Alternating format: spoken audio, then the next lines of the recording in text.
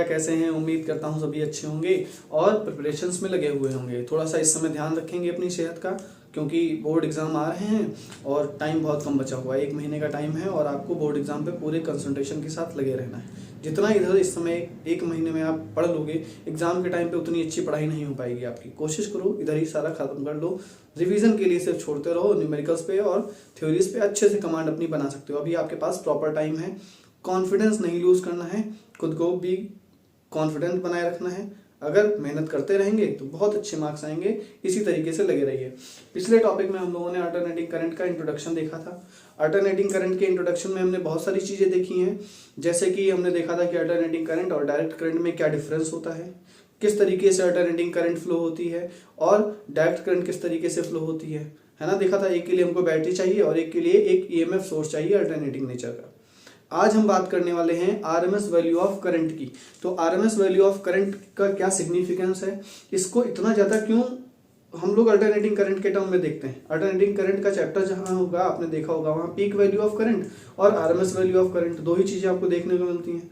Numericals में बहुत ज़्यादा प्रॉब्लम होती है, क्योंकि हम समझ नहीं पाते ना कि क्वेश्चन अगर पूछ रहा है कि एक 220 वोल्ट का आपको ईएमएफ सोर्स दे रखा है, तो अब तुरंत हम क्वेश्चन पढ़ने के बाद कंफ्यूज हो जाते हैं कि ये भैया ये पीक वैल्यू ऑफ करंट दे रखी है या हमको एक आरएमएस वैल्यू दे रखी है। तो उसी से रिलेटेड आज हम बात करने वाले हैं कि आरएमएस वैल्यू ऑफ करंट क्या है। Topic RMS value of current आज हम देखने वाले हैं।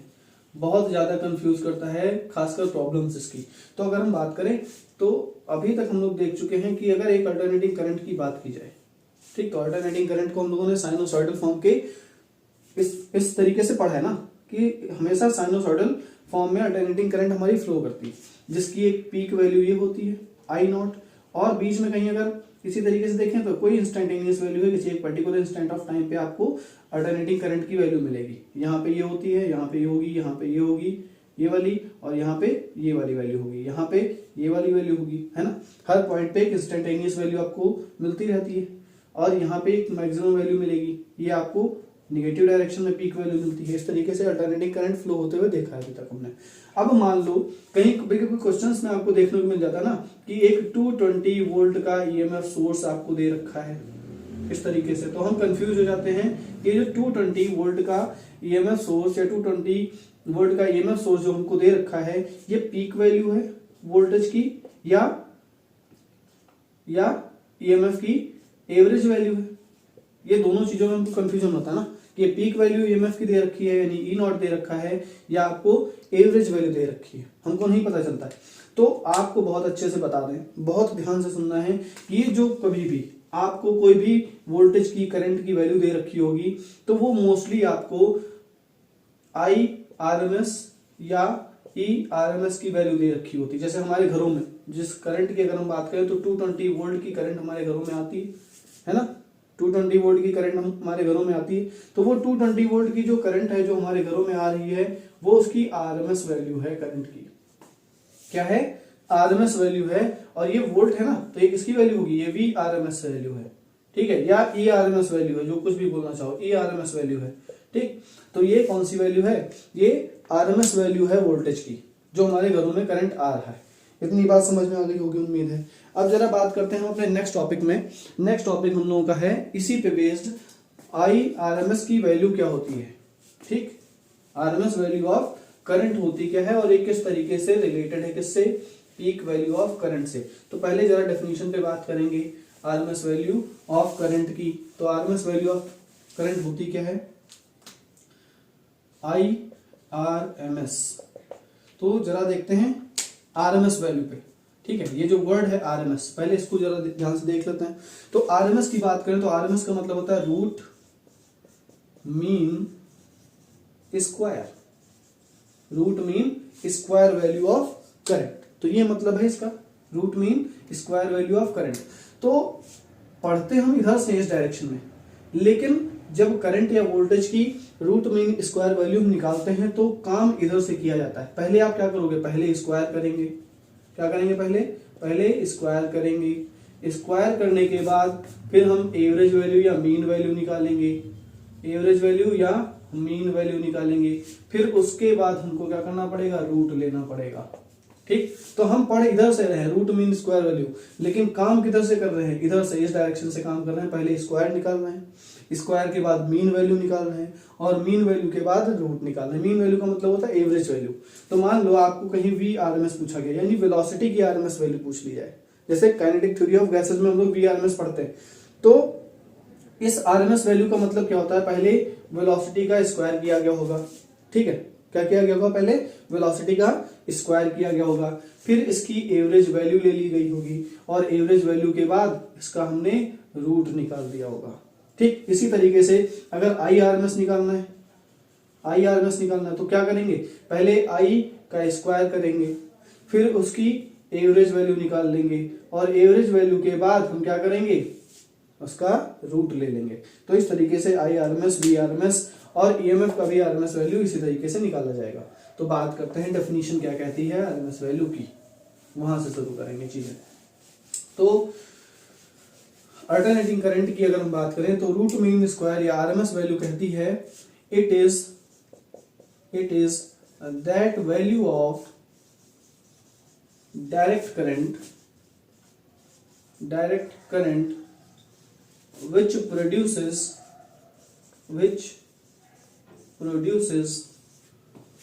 the same heating effect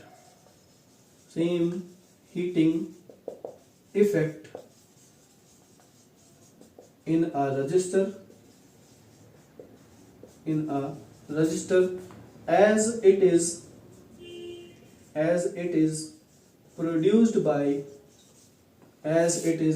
produced by an alternating current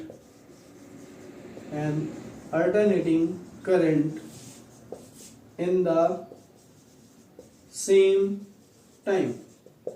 तो ये RMS वैल्यू ऐसे डिफाइन की जाती है। अब देखो डेफिनेशन क्या कह रही है, डेफिनेशन कह रही है it is defined as that value of direct current, ये उस डायरेक्ट करंट की वैल्यू के बराबर होती है जो एक रजिस्टर में सेम हीट प्रोड्यूस करेगी सेम टाइम में जितना कि एक अल्टरनेटिंग करंट प्रोड्यूस करेगी। बात समझ में आ गई। अगर मान लो किसी भी सर्किट में एक जिसका रेजिस्टेंस R है, एक डायरेक्ट करंट फ्लो हो रही है, तो जाहिर सी बात है हमने हीटिंग इफेक्ट का कॉन्सेप्ट पढ़ रखा है, हीटिंग इफेक्ट ऑफ करंट। तो कितना अमाउंट ऑफ हीट प्रोड्यूस होती है, H is equal to I square RT, हमको पता है इतना अमाउंट ऑफ हीट प्रोड्यूस होती है। तो अगर ये डायरेक्ट करंट कोई भी फ्लो हो रही है एक टाइम T के लिए और वो इतनी हीट प्रोड्यूस करेगी, तो अगर हम मान लें कि अल्टरनेटिंग करंट सेम टाइम के लिए प्रोड्यूस कर दी जाए किसी भी सर्किट में जिसका रेजिस्टेंस R ही हो, तो क्या करेगा, वो भी तो इतनी ही हीट प्रोड्यूस करना चाहिए अगर वो RMS वैल्यू है तो। ठीक, क्या करेगी, अगर कोई एक करंट फ्लो कर दी जाए अल्टरनेटिंग करंट जिसकी RMS वैल्यू I इफेक्टिव मान लो या कुछ भी हो, वो भी क्या करेगी, सेम टाइम में सेम हीटिंग इफेक्ट ही प्रोड्यूस करेगी जितना कि ये डायरेक्ट करंट प्रोड्यूस कर रही है। आगे बढ़े तो मान लेते हैं let us consider I naught be the I naught नहीं होता, ये तो पीक वैल्यू हो गई ना, I naught sin omega t be the current flowing in a circuit of resistance, जिसका रेजिस्टेंस कितना है R। I naught sin omega t current flow कर रही है एक सर्किट में जिसका रेजिस्टेंस R है। अगर मान लें ये करंट कितने टाइम के लिए फ्लो कर रही है, dt टाइम के लिए। सपोज इफ दिस करंट कितने टाइम के लिए फ्लोज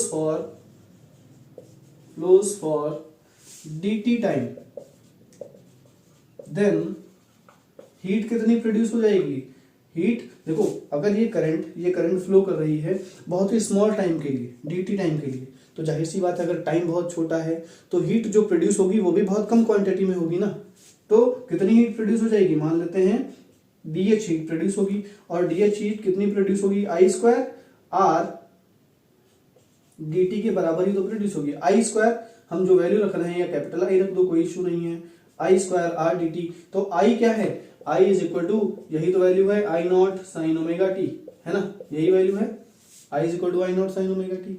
अब अगर हम बात करें कंप्लीट रोटेशन में, in one complete cycle in one complete cycle कितनी हीट प्रोड्यूस हो जाएगी? एक कंप्लीट साइकिल में मान लेते हैं H हीट प्रोड्यूस हो जाएगी। तो अगर एक कंप्लीट साइकिल में आपको हीट निकालनी है तो हमको क्या करना पड़ेगा? दोनों साइड इंटीग्रेट करना पड़ेगा। अब अगर इस साइड इंटीग्रेट करेंगे तो इस साइड भी करेंगे, है ना। इस साइड इंटीग्रेट करेंगे तो DH, छोटे छोटे DH को मिला के कंप्लीट हीट मिल जाएगी हमको। लेकिन इस साइड क्या मिलेगा? इस साइड मिलेगा I²R/dt मिलेगा। और I²R/dt में लिमिट क्या रहेगी? 0 से कंप्लीट साइकिल के लिए, यानी 0 to t, है ना। इतनी बात समझ में आ गई। अब अगर हम मान ले, सपोज अगर हम मान लेते हैं कि जो हमारे पास अल्टरनेटिंग करंट है उसकी एक स्पेसिफिक इफेक्टिव वैल्यू है हमारे पास। क्या है? उसकी एक, जो ये आई दे रखी है हमको ना, इसकी एक कोई मान लेते हैं कोई एक इफेक्टिव वैल्यू है हमारे पास जो इफेक्ट कर रही है, मेनली जो इफेक्टिव वैल्यू है। तो suppose I effective be the effective value of AC. ये क्या है? इफेक्टिव वैल्यू ऑफ एसी है। तो ये भी तो कंप्लीट साइकिल में same amount of heat produce करेगी, है ना। So it will produce the same amount of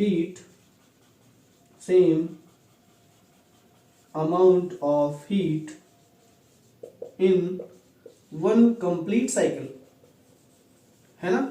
एक कंप्लीट साइकिल में क्या करेगी? ये भी सेम अमाउंट ऑफ हीट ही तो प्रोड्यूस करेगी। तो जरा आगे बढ़ते हैं, प्रूफ देखते हैं। तो ये अगर आई इफेक्टिव की बात करें तो आई इफेक्टिव के टर्म्स में हम लोगों को हीट कितनी मिलनी चाहिए? सेम हीट मिलनी चाहिए through the same resistance for the time period of one cycle. तो क्या हो जाएगी?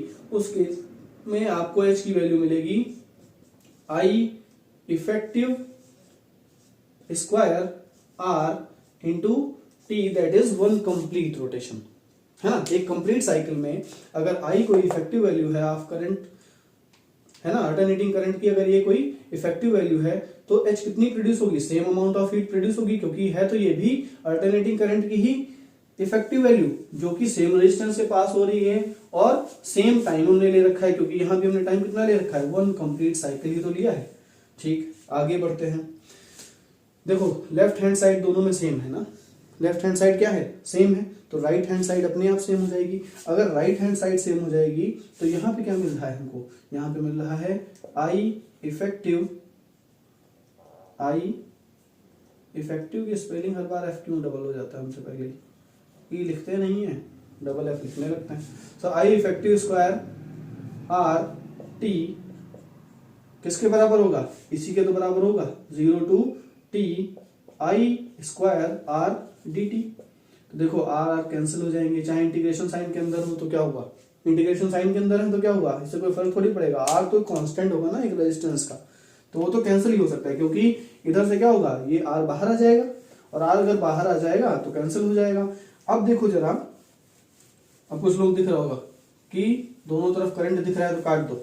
करंट नहीं काट देना है भैया, करंट नहीं काट देना है, विद्युत से खिलवाड़ नहीं है। तो आई इफेक्टिव की वैल्यू क्या हो जाएगी? देखो यहां से आई इफेक्टिव अगर हम निकालना चाहें तो 1/t मिल गया हमारे पास, ये t नीचे आ गया। इंटीग्रेशन साइन में हमारे पास 0 to t है, और ये आई स्क्वायर dt लिखा हुआ है ना। ये आई इफेक्टिव स्क्वायर है। तो यहां से आई इफेक्टिव की वैल्यू अगर निकालें तो क्या हो गया? ये हो गया 1/t 0 to t I square dt, यही वैल्यू हो गई। अब देखो ये लिखा क्या है? ये हमारी करंट है, करंट की एवरेज वैल्यू है। ये पूरी क्या है? ये करंट की एवरेज वैल्यू है। और करंट की कौन सी एवरेज वैल्यू है? करंट की स्क्वायर करने के बाद एवरेज वैल्यू ली गई है। करंट का हमने पहले स्क्वायर किया है, फिर उसकी एवरेज वैल्यू ली गई है। तो इनडायरेक्टली अगर इसको समझने की कोशिश किया तो ये आपके पास लिखा हुआ है 0 to t I square dt upon integration of dt, जो इस इंटीग्रेशन ऑफ dt को हमने 1/t के फॉर्म में लिख रखा है ऑलरेडी। तो ये 1/t की वैल्यू दे देगा ऐसे, और अंदर ये लिखा हुआ है आपके पास। ठीक, तो इसका दूसरा प्रूफ अगर आप देखना चाहो तो अलग पॉइंट ने डाल रखा है ऑलरेडी, है ना, जिसमें उन्होंने इस तरीके से प्रूफ किया है। हम इस तरीके से देखेंगे। दूसरा प्रूफ है प्रूफ वही, लेकिन उसका दूसरा फॉर्म है। ठीक, तो पहले हम क्या करेंगे, इस चीज की वैल्यू कैलकुलेट कर लेते हैं 0 से t तक आई स्क्वायर डी टी के फॉर्म में। अगर इसको देखा जाए तो i की वैल्यू क्या है हमारे पास 0 to t, और i की वैल्यू है आई नॉट साइन ओमेगा टी का स्क्वायर इंटू डी टी, यही तो है। तो जरा देखते हैं यहां से क्या आ जाएगी, 0 to t I not square sine square omega T D T, यही वैल्यू होगी ना हमारे पास।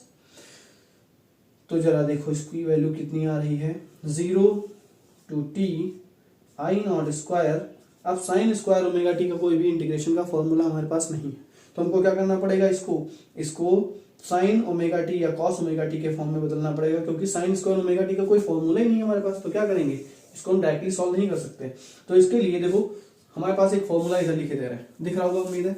यहाँ पे अगर कॉस 2 ओमेगा टी का फॉर्मूला लगाएं या कॉस 2x देखते हैं, अगर कॉस 2x की बात करें तो ये होता है 1 minus sine square 1 minus 2 sine square x, है ना, 1 माइनस 2 साइन स्क्वायर एक्स होता है।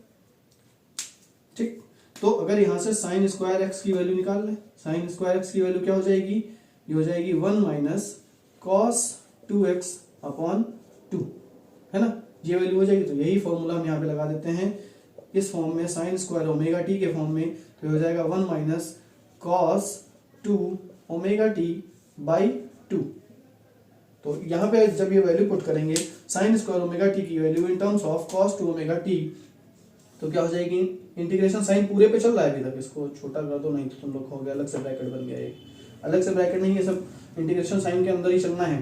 क्या हो जाएगा, आई नॉट स्क्वायर तो बाहर ही रहेगा, अंदर क्या बचेगा हमारे पास 1 minus cos 2 omega T by 2 D T. हमने क्या किया, साइन स्क्वायर ओमेगा टी को 1 minus cos 2 omega T by 2 लिख लिया है। आगे हमारे पास देखो क्या बच रहा है, इसको जब आगे लिखेंगे तो ये हो गया 0 to t, है ना, 0 to t, अंदर है आई नॉट, और आई नॉट को चाहो तो आप इंटीग्रेशन साइन के बाहर भी लिख सकते हो, क्योंकि ये तो कांस्टेंट वैल्यू होगी।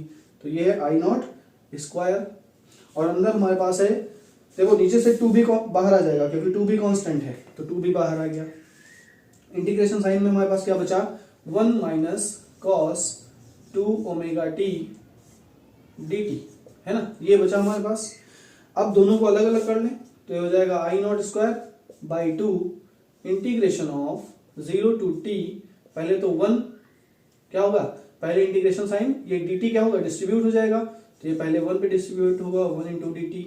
फिर उसके बाद देखो क्या बच रहा है, ये integration sine 0 to t cos 2 omega T D T होगा, है ना, अलग अलग डिस्ट्रीब्यूट कर दिया हमने dt को। तो यहां देखते हैं, ये हो गया आई नॉट स्क्वायर बाई 2, ये हो गया t, है ना, और t पे लिमिट है 0 to t। अगला टर्म देखो, cos 2 ओमेगा टी का होता है sin 2 omega T by 2 omega. एक इसका इंटीग्रेशन है, ये इंटीग्रेशन है आपका cos 2 ओमेगा टी का, है ना, ये cos 2 ओमेगा टी का इंटीग्रेशन है। अब इसकी भी लिमिट कहां से कहां तक होगी, 0 से t तक ही होगी इसकी लिमिट। यहाँ देखो आई नॉट स्क्वायर बाई 2 हो गया, upper limit minus lower limit, तो अपर लिमिट तो t हो गई, लोअर लिमिट अप्लाई की तो 0 हो गया, माइनस 1/2 ओमेगा बाहर ले लो, अंदर अपर लिमिट अप्लाई करो तो sine 2 omega is equal to क्या होता है, 2 पाई बाई टी होता है, पीछे अभी हम पढ़ चुके हैं। और इस स्मॉल टी की जगह आपको टी पुट करना है, तो ये टी होगा यहाँ पे, और टी की जगह हमको पुट क्या करना है, कैपिटल टी, माइनस क्या पुट करेंगे, इस टी की जगह 0 पुट करेंगे तो साइन 0 0 हो जाता है हमेशा, है ना।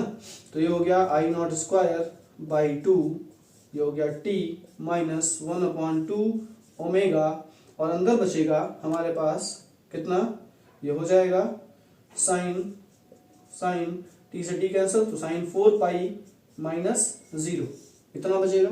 तो यहां से I not square by 2 in bracket t minus 1/2 omega की जगह फिर से 2 पाई बाई टी पुट कर दें, कोई दिक्कत नहीं, और साइन 4 पाई भी 0 होता है, तो ये 0 हो गया, ये पूरा टर्म 0 हो गया, तो ये वाला टर्म भी 0 हो गया, क्योंकि ये 0 तो मल्टीप्लाई करेंगे 0 से, तो ये वाला टर्म कैंसिल हो गया।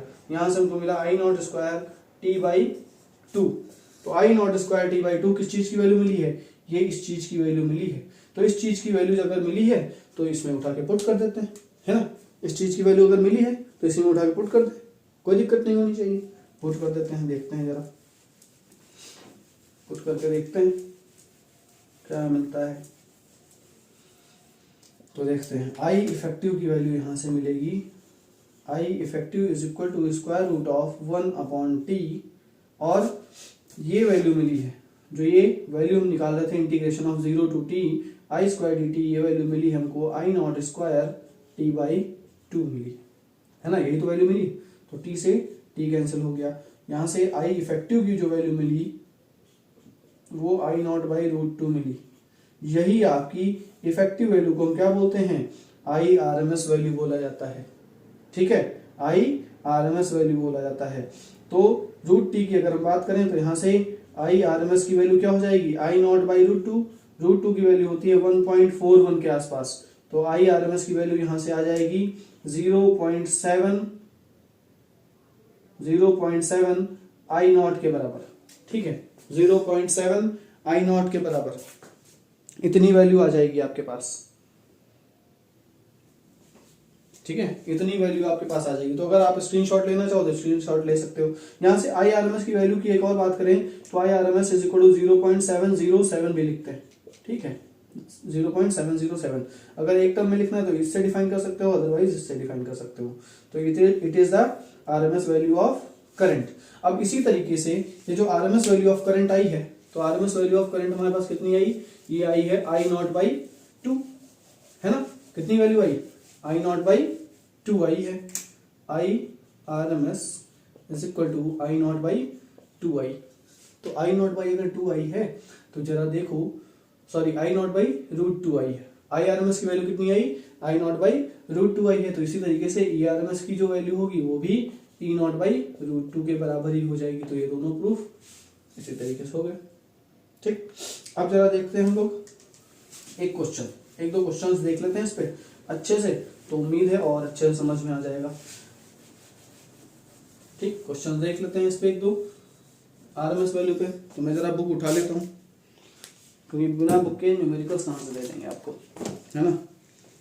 बुक में न्यूमेरिकल कह रहा है, ये क्वेश्चन है आपके पास, क्वेश्चन कह रहा है कि आपको करंट की वैल्यू ऐसे दे रखी है ग्राफिकल रिप्रेजेंटेशन के फॉर्म में, और ये है इस तरीके से, ठीक, ये 0 है आपका और ये है 2a इस डायरेक्शन में, और ये -2a है इस डायरेक्शन में। ये टाइम की एक्सिस है और ये करंट की एक्सिस है, ये करंट की एक्सिस है और ये टाइम की एक्सिस है, इस तरीके से देखने को मिल रहा है इसमें। तो आपसे आई आरएमएस वैल्यू पूछी गई है, सिर्फ इतना देखिए, आई आरएमएस वैल्यू आपसे पूछ ली गई है। तो कैसे बताएंगे आई आरएमएस की वैल्यू, तो आई आरएमएस की वैल्यू देखते हैं, ठीक है, आई आरएमएस की वैल्यू देखते हैं। तो आई आरएमएस का मतलब हमने बता रखा है क्या करना रहता है, पहले सबसे पहले स्क्वायर करेंगे, स्क्वायर के बाद फिर एवरेज ले लेंगे, और एवरेज के बाद फिर रूट निकाल लेंगे। तो देखो I1 इस रेंज में आपको यहां से यहां तक I1 मिल रही है, इस रेंज को I1 से रिप्रेजेंट कर दें, इस रेंज को I2 से रिप्रेजेंट कर दें, और इस रेंज को I3 से रिप्रेजेंट कर दें, कोई दिक्कत। तो I1 का स्क्वायर क्या हो जाएगा, I1 का स्क्वायर हो गया, देखो ये 2 है, 2 एम्पियर की करंट है, तो 2 का स्क्वायर हो गया 4, है ना। I2 का स्क्वायर इसी तरीके से, I2 का स्क्वायर कितना हो गया, ये भी 2 एम्पियर की करंट है, तो इसको भी स्क्वायर कर देंगे, 4 हो जाएगा I2 स्क्वायर। इसी तरीके से I3, ये जो अपवर्ड डायरेक्शन में गया है ना, ये भी 2 एम्पियर के आसपास ही, इसको ऐसे बना लो, ये भी 2 एम्पियर है, ठीक है, ये भी 2 एम्पियर है, तो I3 का स्क्वायर कितना हो जाएगा, ये भी 4 हो जाएगा, है ना। तो पहले हमने पहला काम कर लिया, स्क्वायर कर लिया तीनों का। अब स्क्वायर करने के बाद इनका एवरेज निकाल लेना है, तो आई स्क्वायर किया फिर उसका एवरेज निकाल लिया, तो आई स्क्वायर का एवरेज कितना हो जाएगा, ये हो जाएगा 4 + 4 + 4 डिवाइडेड बाई 3 हो जाएगा, है ना, इतना ही होगा, ठीक। फिर उसके बाद क्या करना है, आई एवरेज का रूट कर देना है, और यही आपकी आई आरएमएस की वैल्यू हो जाएगी। तो इधर रूट किया तो इधर भी रूट कर देंगे, तो 4 + 4 + 4, तो 4 3 जा 12 हो जाएगा, है ना, 4 3 जा 12, या 4 × 3 लिख लो सीधे ऊपर, नीचे 3 है, ठीक। तो ये 3 3 कैंसिल हो जाएगा, √4 हो गया, यानी आई एवरेज वैल्यू आई आपकी 2, सॉरी आई आरएमएस की वैल्यू आई 2 एम्पियर के आसपास। समझ में आ गया, है ना। आज के लिए इतने रखते हैं, मिलते हैं नेक्स्ट वीडियो में, तब तक के लिए राधे राधे।